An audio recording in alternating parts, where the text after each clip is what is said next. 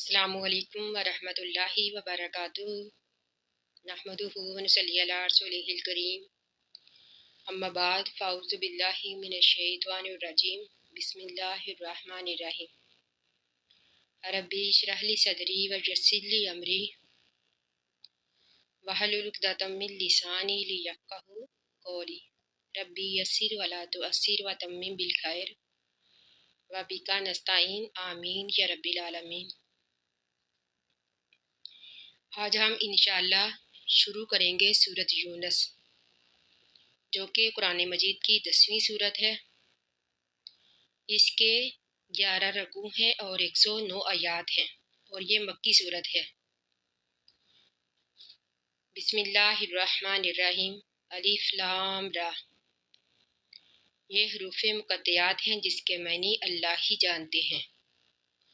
تلکا، یہ آیات الکتاب الحکیم، تلکا یہ آیتیں ہیں الکتاب الحکیم، حکمت والی کتاب کی، یعنی الکتاب الحکیمی سے مراد قرآن مجید، یہ قرآن مجید کی صفت ہے۔ ایک تو اس کے یہی معنی ہیں جو اس ترجمے میں کیے گئے ہیں، اس کے علاوہ اس کے کئی اور معنی ہیں، یعنی یہ اپنے حلال و حرام میں حدود و احکام میں محفوظ ہے، مضبوط ہے، یعنی اپنے احکام میں یہ کتاب جو ہے محکم ہے۔ دوسرے، اللہ تعالیٰ نے اس میں عدل و انصاف کے ساتھ فیصلے کیے ہیں۔ اللہ تعالیٰ فرماتے ہیں تلکا آیات الکتاب الحکیم، یہ حکمت والی کتاب کی آیتیں ہیں۔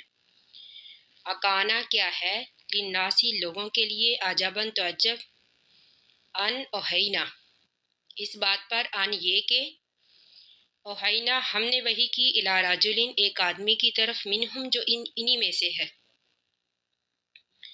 یعنی یہاں پر سوالیہ جو ہے یہ انکار کے معنی میں ہے۔ اللہ تعالیٰ فرماتے ہیں کہ لوگوں کو اس بات پر تعجب نہیں ہونا چاہیے کہ ہم نے ایک انسان کو رسول بنا کر بھیجا، یعنی اس بات پر لوگوں کو تعجب نہیں ہونا چاہیے۔ ایک تو اللہ تعالیٰ نے ہم جنس کو رسول بنا کر اس لیے بھیجا تاکہ وہ لوگوں کی صحیح طریقے سے رہنمائی کر سکے، کیونکہ اللہ تعالیٰ اگر فرشتے کو یا پھر جن کو رسول بنا کر بھیجتے تو یہ مقصد پورا نہ ہوتا، یعنی صحیح طور سے رہنمائی کرنے والا۔ دوسرے، لوگ اس کو دیکھ نہ پاتے، تو اگر اللہ تعالیٰ ان کو بھی انسانی شکل میں بھیجتے تو پھر وہی اعتراض رہتا، یعنی انسان کے رسول بن کر آ جانے پر۔ تو اس لیے اللہ تعالیٰ فرماتے ہیں کہ لوگوں کو اس بات پر تعجب نہیں ہونا چاہیے کہ ہم نے ایک انسان کو رسول بنا کر بھیجا۔ اللہ تعالیٰ فرماتے ہیں ان انذر الناس، ان یہ کہ انذری ڈرائیے، الناس لوگوں کو، وبشری اور خوشخبری دیجیے، الذین ان لوگوں کو، آمنو جو ایمان لائے، انا بے شک، لاہم ان کے لیے، قدمہ جگہ ہے، صدقین سچی، عند ربہم ان کے رب کے پاس۔ اب قدمہ صدقین سے مراد جنت، اجر، یا پھر وہ اعمال صالحہ جو ایک مومن آگے بیچتا ہے، یعنی اللہ کی طرف، یا پھر اس سے مراد اجر حسن، بلند مرتبہ وغیرہ۔ اللہ تعالیٰ فرماتی ہیں کہ ایمان والوں کو خوشخبری دیجیے، انا لاہم قدمہ صدقین عند ربہم، کہ بے شک ان کے لیے سچائی کی جگہ ہے، عند ربہم ان کے رب کے پاس۔ قال الکافرون تو کہا کافروں نے، ان ھذا بے شک یہ، یعنی ھذا سے مراد نبی، لساحر مبین، لساحر البتہ جادوگر ہے، مبین واضح، یعنی جب ان کو کوئی اور اعتراض نہ ملا تو نعوذ باللہ انہوں نے کہا کہ یہ نبی جو ہے یہ جادوگر ہے۔ اللہ تعالیٰ فرماتے ہیں ان ربکم اللہ، ان ربکم اللہ بے شک تمہارا رب اللہ ہے، اللہ جی وہ ذات پاک، خلق السماوات خالقہ جس نے پیدا کیا، असमावाती आसमानों को व लर्जा और ज़मीन को फ़ी सित्ताति अय्यामिन 6 दिनों में। हम इसकी तशरीह सूरत अराफ में भी पढ़ चुके हैं। यानी 6 दिन से मुराद अतवार, पीर, मंगल, बुध, जुमेरात और जुमा। यानी सिलसिला तख्लीक अतवार से शुरू होकर जुमे तक जारी रहा और हफ्ते वाले दिन का तय हुआ, इसलिए इसको यौम सब्त भी कहा जाता है। अल्लाह ताला फरमाते हैं कि अल्लाह तो वो अल्लाह है जिसने आसमानों और ज़मीन को 6 दिनों में पैदा किया। सुम्मस्तवा, फिर मतवज्जे हुआ, सुम्मस्तवा, फिर मस्तवी हो गया, फिर कायम हो गया, आलल अर्शी, अर्श पर। और अस्तवा का मानी बुलंद होना, मुस्तकर होना। यानी अल्लाह ताला अर्श पर बुलंद है, अर्श पर कायम है। किस हाल में, किस कैफियत में, ना तो हम इसे बयान कर सकते हैं और ना ही हमें इसके बारे में मालूम है और ना ही हम किसी के साथ इसको तशबीह दे सकते हैं। नईम बिन हमाद का कौल है कि जिसने अल्लाह को किसी के साथ तशबीह दी या फिर अल्लाह की बयान करदा किसी बात का इनकार किया तो गोया इसने कुफर किया। यानी हमारा ये अकीदा होना चाहिए कि जो बातें अल्लाह के बारे में नस से साबित है, हमें बगैर तवील के, बगैर तशबीह के, बगैर कैफियत के उन पर ईमान रखना चाहिए। यानी हमें इनके बारे में ज़्यादा बहस करने की ज़रूरत नहीं। बस हमारा ये अकीदा होना चाहिए कि अल्लाह ताला अर्श पर कायम है। युदब्बिरुल अमरा, युदब्बिरु तदबीरें करता है, अल-अमरा मामलात की।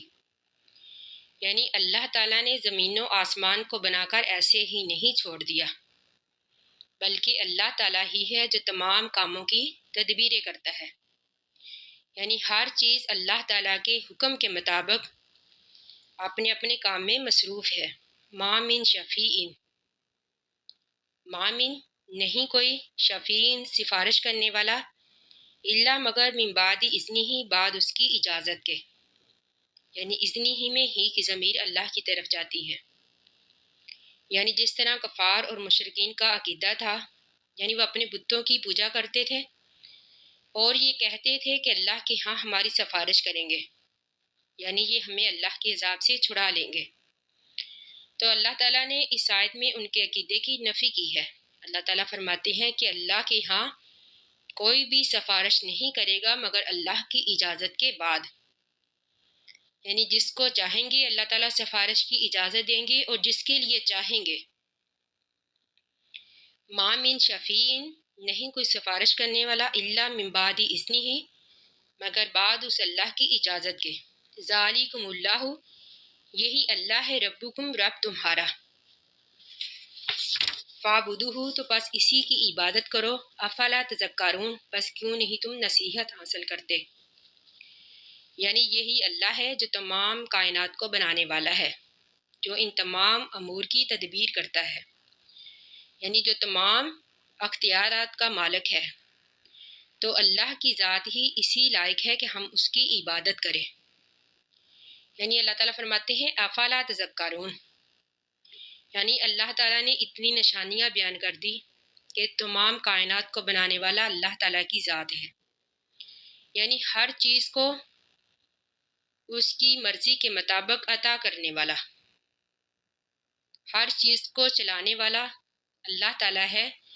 तो फिर हमें चाहिए कि हम उस एक अल्लाह की ही इबादत करें। अल्लाह ताला फरमाते हैं अफ़ला तज़क्करून बस क्यों नहीं तुम नसीहत हासिल करते।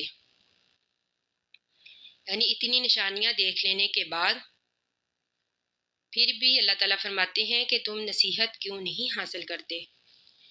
अलैहि इसी अल्लाह की तरफ मार्जियुकुम तुम्हारा लौटना है, जमीयन सब का, वाद अल्लाह ही वादा है अल्लाह ताला का, हक़न सच्चा। इन्नहु बेशक वो अल्लाह ताला यब्दा उल खल्का, यब्दा पहली बार पैदा करता है, अल खल्का मखलूक को, सुम्मा युईदुहु फिर दोबारा लौटाएगा उसको। यानी हु से मुराद मखलूक, सुम्मा युईदुहु फिर दोबारा जिंदा करेगा इस मखलूक को, ली याजी अल्लाज़ीना لی یجزیہ تاکہ بدلہ دے اللہ تعالیٰ الذین ان لوگوں کو آمنو جو ایمان لائے وعملوا الصالحاتی اور نیک عمل کیے بالقسطی ساتھ انصاف کے والذین اور وہ لوگ کافروا جنہوں نے کفر کیا لہم ان کے لیے شراب پینا ہوگا من حمیم گرم کھولتا ہوا پانی استغفر اللہ یعنی اللہ تعالیٰ فرماتے ہیں کہ وہ لوگ جنہوں نے کفر کیا ان کے لیے گرم کھولتا ہوا پانی ہوگا وعذاب علیم اور دردناک عذاب ہوگا بما اس وجہ سے کانو تھے وہ یکفرون کفر کرتے